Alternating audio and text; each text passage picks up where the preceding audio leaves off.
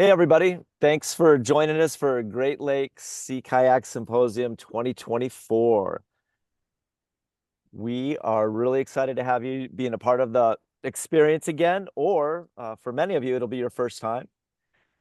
Tonight, we're just going to cover, as we like to do in kind of a casual conversational way, some of the highlights of how the symposium works for those that are new, and a couple of tweaks that we did based on feedback from last year. So if you're feeling like you have lots of questions, we will have a Zoom for people that are new to the symposium on, is it Thursday, Tara? Yep, Thursday, June 6th. Yep, Thursday, June 6th. So you can ask questions there. You'll also get the slide deck that we're going to present will be put together with this video for you all to reference. One of the things that we have offered is a new track that is focused solely on just going paddling. There's no instruction or coaching. There will be a coach with you, but it is just going for a paddle and seeing things. So that is an offering. And we also have created a new track for those that have never had any kind of real formal instruction or played around with sea kayaks before. And that'll be that group will be dedicated to building up those fundamentals. Still get to go to the park and do all kinds of super fun stuff and play in waves if there's waves. But we're going to start with the basics that make sea kayaking maybe just a little bit different. I don't know if it's that much different, but people seem to think it is. And make sure that you're set up for success. Then our other groups are the traditional way that we've done things since we took this on. I don't know, Doug, was it 7 years ago? Yep, just about that. Yeah, and this is Doug Neal. If you all don't recognize Doug, and Tara, should have introduced them already. I'm Trey, for those that don't know. And so that group, those learning on the move groups will be sorted into pods based on challenge levels, and you'll stay together with one thing that is a little different is this year, for those that have been here in the past, the coaches will be with the group the entire time. So there'll be a little bit more continuity. And then you'll have the opportunity to paddle in the park one day and paddle at Grand Marais. So tonight we're just going to cruise through the slide deck, kind of show you how it works, the structure of it, give you some background on the camping and lodging and those types of things. And then if you do have questions or need more info, hop on the Zoom on Thursday night or just reach out to us. Am I missing anything so far? I don't think so. All right. You know, the one that we don't need to get too philosophically deep or go all esoteric on you, but it is about you. We truly, truly believe that. We put all our energy into making this event about the participants and about your learning experience and building a community with people that are in the same place. So we're really excited to have you here again. Let's hop into that slide deck.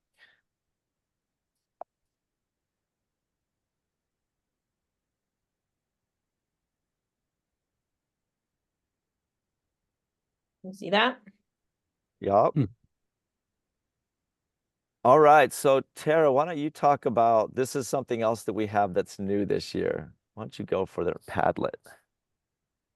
Yeah, so for Padlet, you should have received some directions on how to create an account. If you need any help with that, you can let me know. But this is our community hub. This is our space for you to connect with each other, with the coaches, with our amazing sponsors. NRS has already been posting there, so is P&H, and so is the Power Water. You can ask questions of the sponsors and the gear they're providing. You can connect with people that maybe you want to share lodging with. You can connect with people maybe you want to share a drive up together.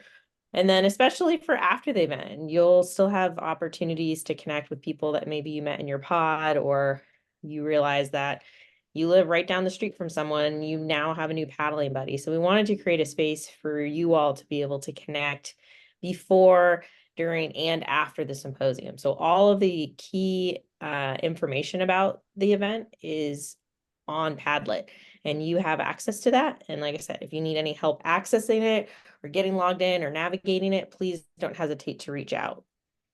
So I just want to say, thanks, Tara. I want to say one thing that's really important is that for this is new. We're just doing experiments as we do. And I think the potential for this it could be quite powerful. So we really encourage you to hop in there, even if you don't feel comfortable making a video about yourself or even putting a picture up, put your name up and at least share or check in on the resources that are there. This is a closed space, okay? Nothing is being shared out. You're not getting bombarded by emails. Nobody's taking your stuff and doing anything with it. This is a closed space where we don't have any of the riffraff and all the annoying back and forth. This is just for us and a resource for us. And I think it could be really cool. It's going to feel awkward. I struggled at first with it, but that's okay. Like once you get past it, it's not that hard. Then I think you'll see the rewards in it. So please get in there and check it out. Awesome. You will get a link for our waiver, fill that out. The laminated ice card, for those of you that don't know, that is just a card that lives in your life jacket.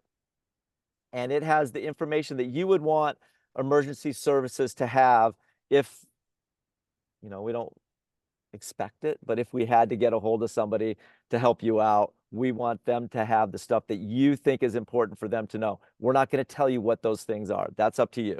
Most people will throw, insurance numbers, emergency contact, allergies, those types of things, but that is totally up to you. And then to be in Pictured Rocks National Lakeshore, you do need to have a parking pass.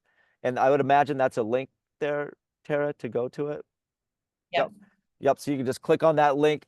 In the past, I believe they were $10 or $20. How much are they? Yeah, they're like $10 or $20. I think you can get an annual for $40. I Right. think the day use is $10. And I think it lasts for a week. I think it's I think you're right, Doug. Yeah, And so 7 days. make sure that you do that. It's easier to do it. Connectivity is a little sketchy sometimes in Grand Marais, so make sure that you do that prior to arrival. Yep. This is just the links to Padlet again, like Trey said. Like this is for you all, and so to contribute, to share, however you feel most comfortable to do that. And linked here are the resources I sent out on how to navigate this space as well. Great. So this is what we're considering must-haves. We don't need to go down the list. We've duplicated a couple of things. You can already see that on the right. Again, probably the key thing here is that you're adaptable. Things are always changing. It's a dynamic environment that we live in and a dynamic environment that we paddle in. And we want to be adaptable and we want to have smiles and an open attitude to learning. This is a learning event. This is not a guided tours event. So yeah, be happy. Be happy. And some suggested things. Again, we don't need to go through all of this. You can look through it. You're all independent paddlers, so bring what you need to be on the water to be successful. Great. Yep. And then on the gear side, we'll get to somewhere we come up with a place where they can request gear. Is that correct? Yep, right here. Okay. Oh yeah, there we go. Wow, we're flowing it. So we'll meet in Grand Marais Wednesday night at the community center. And it'll be obvious where the community center is. Grand Marais is quite small. Doug's going to share a map and some other things with you, but it is quite obvious where we are. There'll be a giant tent set up, and we'll check in there at 6 o'clock. You can start gathering before then, but we're not going to be set up to check in until 6. And then we'll have my brother-in-law Adam is making food for us again. He is great at it, and we'll do street tacos with fresh salsas and guac and roasted meats and roasted vegetables for dinner that night. And then we'll sort out gear for those that need it at 7:30. If you do need gear, so we are able to provide boats, dry suits, spray decks, paddles, and PFDs. If you need any of those things, then you can fill out that request form. If you don't need a boat, you just want to try a boat, don't fill out the request form. just ping us on the side if there's something specific that you want to try. And we do have a time where we can share boats and play around and do some demos. And we'll have a fleet of P&H boats up there for sure. But we want to leave these requests for people that actually do need a proper boat to be out there. By proper boat, it just means that, you know, it'd be nice if it had a couple bulkheads, had some functioning deck lines, and that might be the minimum requirements for what we need out there. The rest will kind of be up to you. All right, let's keep it going. Thursday. Yep. So Thursday, we're all just going to start at 9 o'clock together. You'll be randomly put into groups with a coach to go out and just go play around in boats.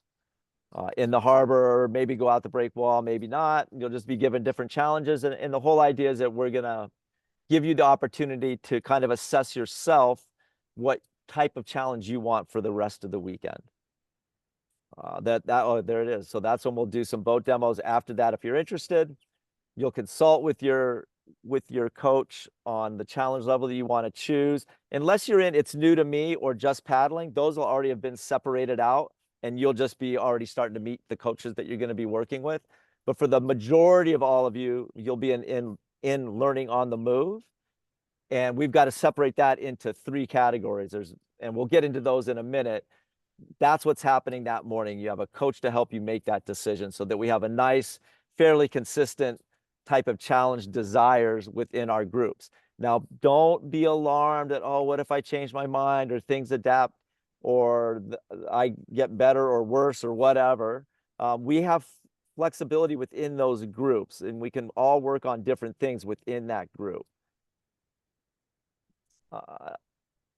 Yep, and then at 2:30, we will have taken all that information from you all that you gave us on what your challenge level is, and we'll assign you into pods that you'll stay with until Sunday. So for Thursday afternoon, Friday, and Saturday, you will be in a pod with a group of people, probably in that kind of 8 to 10 people range, and a couple of coaches. And within that, you'll decide what you want to do, what you want to work on each day, where you want to go, how you want to go about all that stuff, because that's part of the learning. Like, if we're trying to develop and help you develop as independent paddlers, so the whole kind of logistical stuff is part of the learning process. How we communicate, how we function with each other is really important. In the afternoon, now that we've got our pods, we'll go out and work on being connected to each other and playing around with rescues to have at least a foundational understanding of how we can solution things for each other when we're out there. Then we will move into dinner, which is on your own on Thursday night. We do not provide dinner on Thursday night. And then we have a sunset paddle at 8:30. That is confusing to me because the next slide is going to say it meets at the beach at 8:30, and this one says it meets at the community center at 8:30. So well, we can make a decision. Yeah, yeah, as we're being adaptable. Executive call right here. Yeah, we want to say that if you want to do the sunset paddle, you meet at the community center at 8. Yeah, and that's true for like every morning. No matter what pod or group you're in, you will always meet at the community center. Yep. So stay consistent.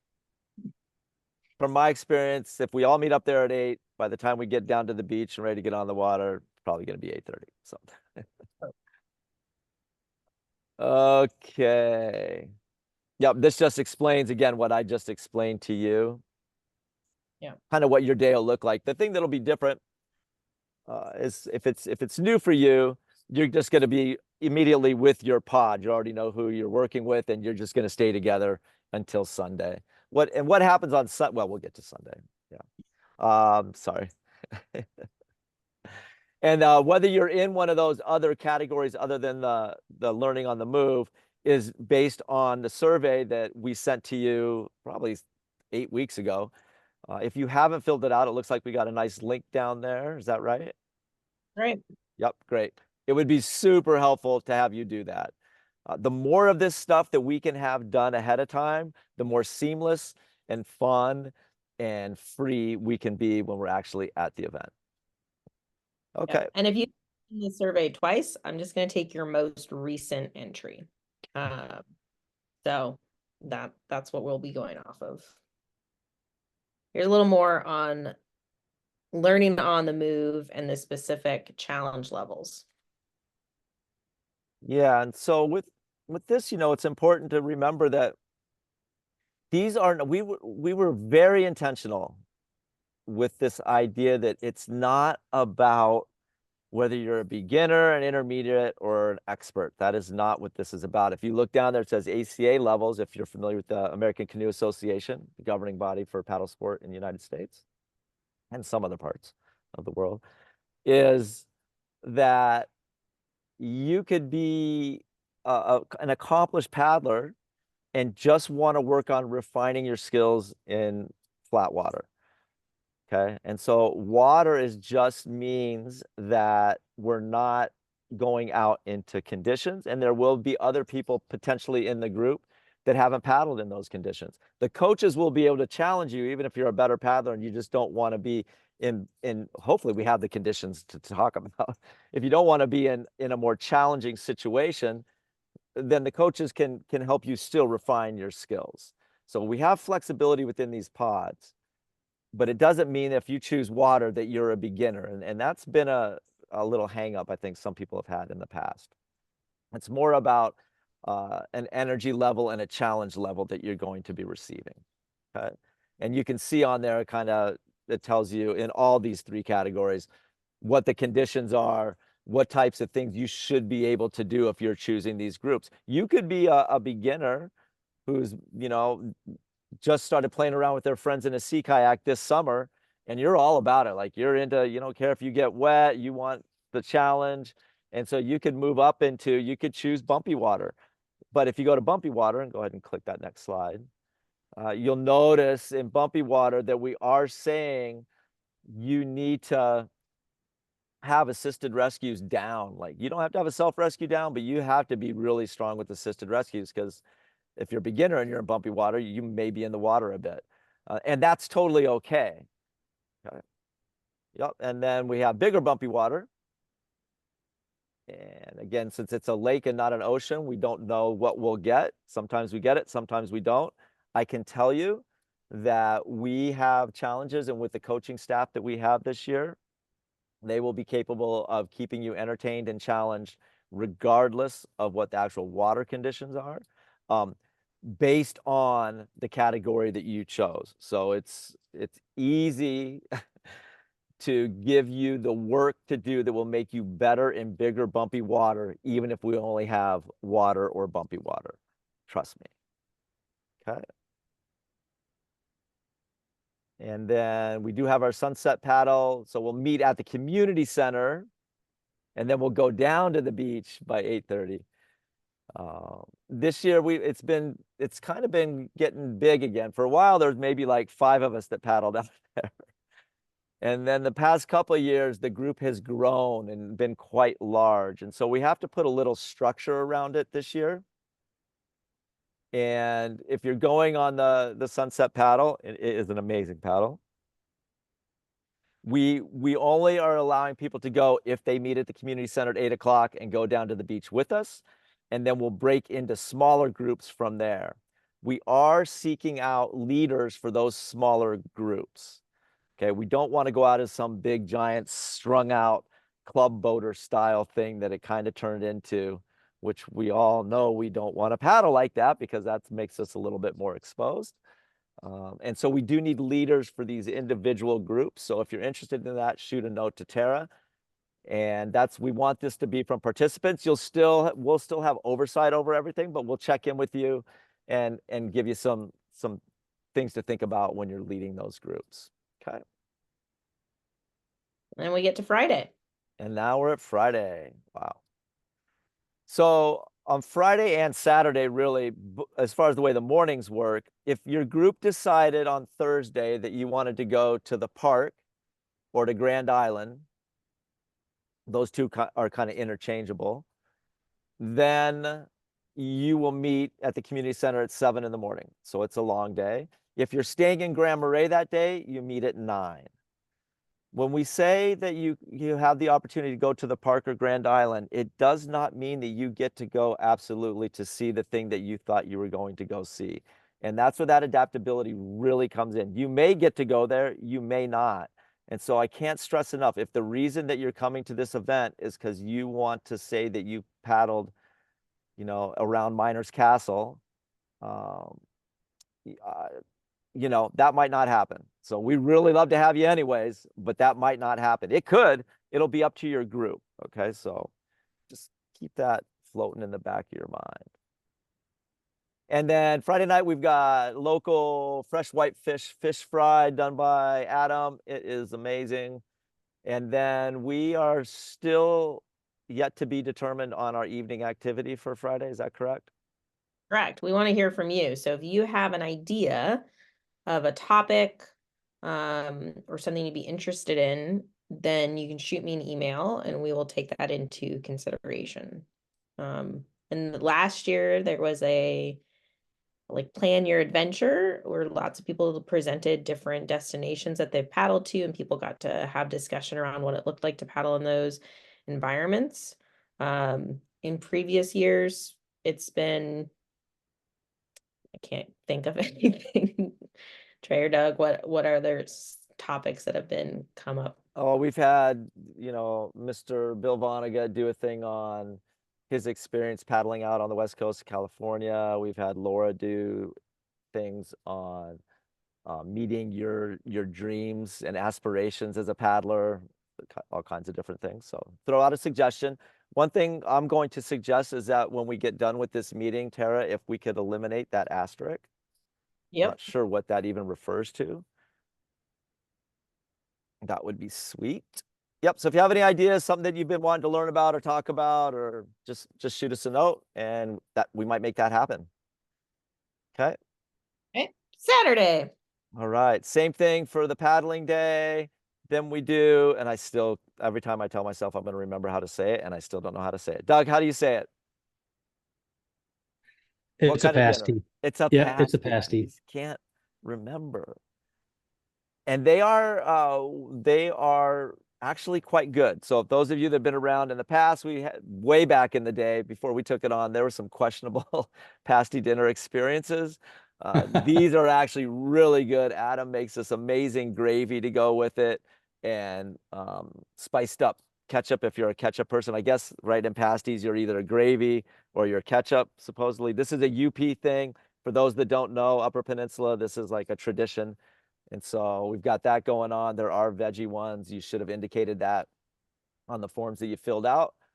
Then we've got some music from our friend Cash O'Reilly, super talented, kind of bluegrassy, rocky, kind of, I don't know, what, Doug, you're the music expert. How would you describe Cash? He's a one-man band. Yep, he's a force. Plays a little bit of everything. Yeah. So he'll play for a bit, then we'll do our raffle. The way you get in the raffle is to come up and share an experience that you had over the weekend that was super amazing, or not, however you want to be about it. And it's a really powerful experience. We really encourage you to do it. Share about yourself or about others that you were paddling with, and then you get a raffle. We'll have prizes from our sponsors, and then we also raffle off a trip from the Power of Water. And then we'll go back to some more music from Cash. Cool. And course sign up for Sundays. Oh, yes. And the course, sign up for Sunday. All right. So here we go. So let's talk about Sunday. Sunday.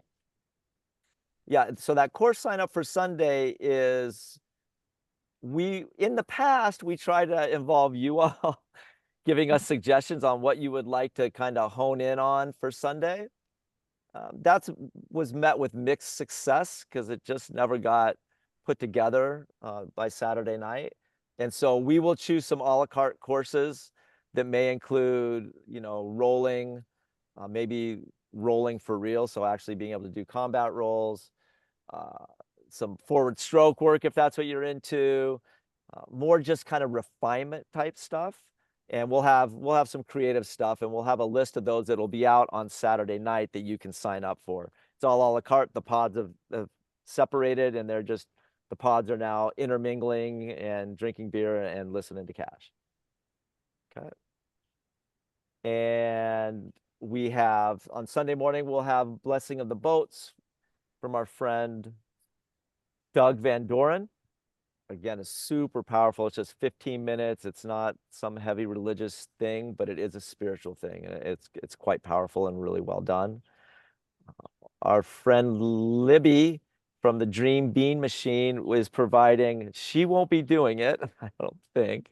She's in Tara's boat, bringing on another one into the world. But her business will be providing a yoga session on the beach at 9 o'clock if you're down for that. And then those a la carte sessions go from 10 to 1 o'clock on Sunday. Yeah.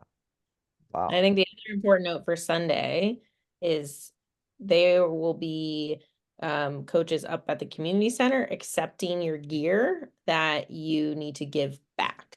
And when you get your gear, they'll go through that process, but just want to plant that seed that you do need to make sure you return it and that it gets handed back to a person that is actually checking off that it's been returned. So that'll be on Sunday as well. Yeah, and we really need to put in a plug here again for our sponsors, NRS and P&H Custom Sea Kayaks. It's incredible what they provide for us. All this gear is available to you all at no charge, top of the line stuff. We'll have paddles from Werner. And so really, and dry suits from Kokatat and from Level 6. And so we really want to support those brands and take care of their stuff, but really support those brands in your local communities wherever you go to buy your stuff. Okay. And then Doug, Now, if you want to. yes, Doug, it's Doug's time. I'm done. Yeah, and I'm pleased to see that I even noted the great coffee spot. So if you wonder what the Dream Bean Machine is, Oh yeah, it's right in the center bottom there. It says great coffee spot. So this is a key addition just in the last handful of years that has upped the coffee ante in Grand Marais considerably. So backing up for a second, Grand Marais, as we mentioned, is the spot where we're hosting this, and this is on the very east end of the pictured rocks that we'll see in a second. But when we first started this, our tenets were community learning and adventure. And so community is not only our paddling community, but this community that we are hosted by each and every year. And as part of that, we gather at the community center. So that's shown in the center area there. The total scale of this map I don't have on here, but it's well less than a mile. So everything is very walkable. So when you're in town, you don't have to get in your car and drive around. Easily bikeable or walkable, just a short distance. A lot of questions about the camping. So camping, I do have official numbers on that. There are 100 and let me make sure I get the right numbers here. There are 166 total sites at the campground that you see to the left with the yellow square, Woodland Park. And there are both RV hookups for traditional RVs with water and electric. And then there's a shower house as well. And then on the upper part there, I put Woodland Park tent sites, and those are actually right on Lake Superior. So those are pretty amazing and pretty easy to get too. In general, there's a handful of them. They're all first come, first serve. The other ones, the numbers are 71 reservable, and then 95 first come, first serve for the electrical and water hookup sites. Even when you're using the camp, they use a funny word for it. They call it primitive, I think. So it makes it seem like you're going to be in a cave over there. But if you're in a campsite, it is you still have access to the laundromat and the showers and such. So it's just a short walk over there. And it's just a baseball toss from either one of the electrical area or the tent site to where the community center is. So it's right on site there. Super cool. Then to the lower right is the beach and harbor. So again, it's just about a quarter mile from there to where the community center is. And we just leave our boats down there for the weekend. We load them up when we go out of town. But other than that, they allow us to sort of take over the beach. We pull them up so that any seiches that appear, you don't have your boat out in the water. But we sort of take over the beach. We're very respectful of it, but they let us really park our stuff there for the weekend, and we set up and gather there. Let's see, anything else I need? Oh, if you hit the button once, then for your reference, here are a couple of pictures. There's a community center. And then there's the beautiful harbor with a sailboat out there, and you actually see some kayaks out there as well. So I think that covers it. Again, if anything is confusing, email Tara or myself, and we can answer any more direct questions on that. But I think those are the highlights. So we can go to the next slide. One thing I just throw in real quick before you leave town there, Doug, is that there are 2 small markets that actually have a surprising selection of stuff you might need, but they're not grocery stores. And so it's different every year about what's open as far as restaurants go. So I don't really want to commit to that until we get up there. Usually breakfasts are limited. So when you're doing your planning, kind of keep that in mind. Yeah. Thanks. Yeah, and then the nearest grocery stores that would be at a bigger scale would be clear into Munising, which is about an hour to the west, or to Seney, which is about an hour, 45 minutes or so to the south. Okay, and then this is just a bird's eye view of the beach. And let's see, what do we have here? Oh yeah, yeah. So then you see the town of Grand Marais, and then the beach is right where the words Grand Marais are actually written. And then you see that we have direct access via the through the right where the arrow is and around to the lighthouse. This is kind of the area where we take for the night paddle as well. Beautiful stuff though, either if you were to pull out of the harbor and veer left or veer right. So those are kind of the venues we have available when you're paddling in Grand Marais proper. It's an amazing little town. They're very gracious to us, and it's only a few hundred full-time residents who actually live there. But there is actually a full-time working school, and it's it's by no means just a beach output. It's a true Northern Michigan harbor town. Really awesome. Okay, and then we can go to the last slide. Yeah, and then this gives you the global view. So Grand Marais in the upper right is the very east end of the Pictured Rocks, which is a 42-mile or so park that goes clear to the west. And most of the launch points that we're going to do in the park are pretty far away. So a good half hour to 40 minutes, upwards of an hour down the road, depending on traffic and what path you actually take. But you can see Miners Beach, Sand Point, and then the Grand Island and the Bay Furnace and Ferry Dock launch points. So these are sort of the places that we can launch in and around the park. One interesting thing to note is that Grand Island often doesn't have the cachet of the Pictured Rocks, but it is topologically and geologically the Pictured Rocks. You wouldn't know the difference. So sometimes people hear like, oh, we're going to be paddling around Grand Island. In many ways, I like it quite a bit better than the park. It's just not in the national park per se, but it has all of the same sea caves, cliffs, waterfalls, the cool stuff that we like to paddle in and around when we're up in this location. Okay, I think that covers it. Great. Anything I missed? Yep, good. Thanks, Doug. Appreciate it. Are we at that point where we get to wrap it up? I think so. Right. I will make those edits on the slide deck before we send it out to you all. So that information is as accurate as possible. Great. So thanks for being here. Again, if you're new and you're still here, Thursday night, we will be doing that Zoom session. We'll record that one as well. So if you can't make it, it will be available to you to review if you need to. The slide deck will be emailed to you. It will be in Padlet. It will be on the website. The information is everywhere. You must actively engage with it. It makes such a difference for everybody. So if you know people that aren't actively engaging with it, nudge them along, go from the shadows into the sunlight of engagement and participation. It makes it better for everybody. All right. Thanks so much for being here. And we will see you in, gosh, only a month. Is that right? 6 weeks? Yeah. True. Wow. Exciting. See ya. Bye. Bye-bye.